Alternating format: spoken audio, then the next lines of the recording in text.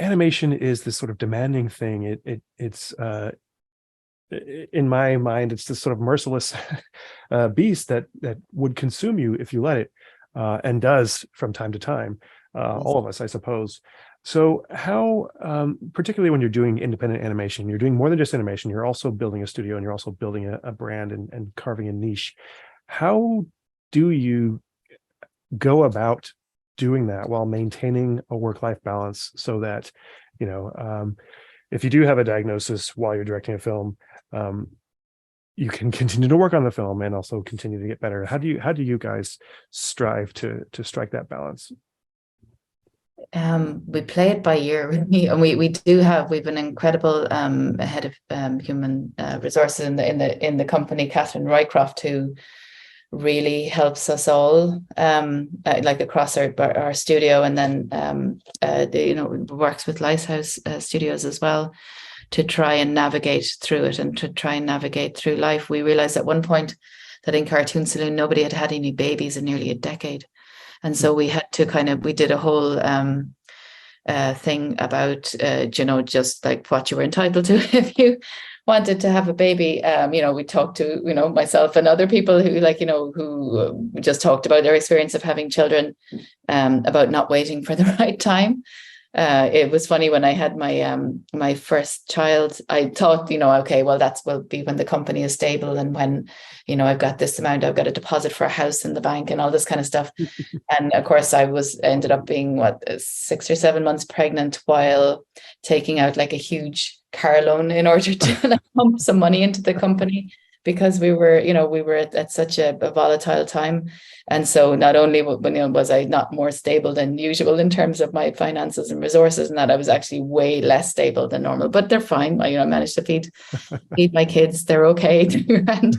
But you can always be waiting for the right time. And even in from a professional perspective, people say, well, I'd really like to move to another department or do another thing, but I'm just going to wait to the right time. And there is no right time. Things go wrong, but there's never a right time for anything.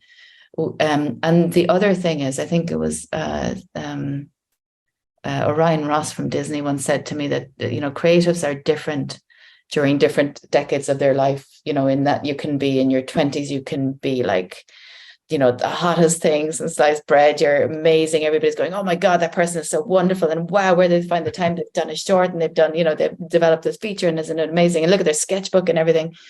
And the next couple of years can be really tough for them, or they might get a bit resentful, because of the position that they're in or something that's going on for them or whatever. And, you meet that person maybe twice in a decade. You go, oh my God, are you even the same person? We're all different at different decades of our life. Different things interest us. We have different levels of energy for different things. And so we just tried. There's no easy answer to that question. When I remember getting the cancer diagnosis during the Breadwinner and going home that evening. I hadn't told anybody yet, not even my husband, and opening the schedule and saying, okay, well, I'm, this month through rough animation. So I think I can kind of hobble along kind of thing because amazing people working on the project with me. But it was almost a bit of madness. Like I'd gone into such a weird place where I started looking at the schedule, because the schedule was some kind of sanity in the chaos of life just exploding around me. And so I felt, well, look at that green box in that schedule. That's stuff that we've done.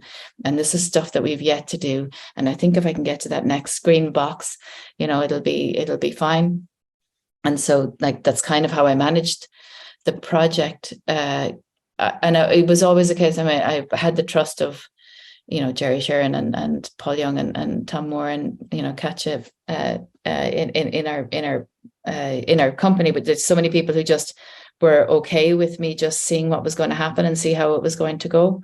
And that's kind of how I kind of used work as a distraction, something that made sense. I could look at a scene of animation with Fabian and with Giovanna and our team, and we could fix something that wasn't wrong, or we could talk to the animator or something, and then that was fine, and so that made some kind of sense. And so you always look for some kind of anchors in your life to hold on to. Sometimes that's other people, sometimes it's it's a project. Sometimes it's, you know, letting go of things that you thought, you know, that were important, and finding something else. It's all, you know, it's all a journey. If you're able to kind of have some kind of sense of awareness around it, and you know, I would extend that to being aware enough to hearing other people, you know, when you're in the middle of a project. And again, all of these projects are so huge that you really do need other people, and you need other people to be brave sometimes and tell you what's not working for you, you know, and to be able to listen to. That's when you know you're pretty healthy, is when you're able to listen to other people, not in a way like them telling you what you should be doing, but in a way where they're kind of looking out for you. So that's a no answer to that question, but I don't think there is an answer. We're all striving for work-life balance, and yeah, I don't know if we'll ever get there. Yeah, no, I think that's helpful. I think it's encouraging. It's a little bit I think kind of summed up in what you said, play it by ear. You know, it reminds me of a quote. I can't remember who said it, but they said, life is what happens when you're making plans. And I find that encouraging.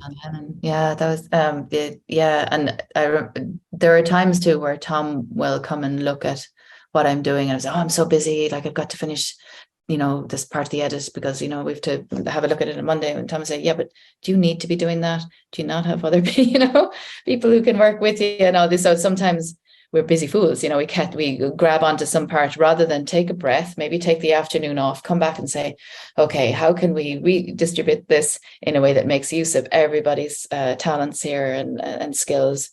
There are times, of course, as a director, where you do need to, you know, go away into a cave and you know, find exactly what the voice of the project is that you're working on. But there are other times where you know, and a lot of times, most of the times, your directing job is to direct, not to do it all yourself.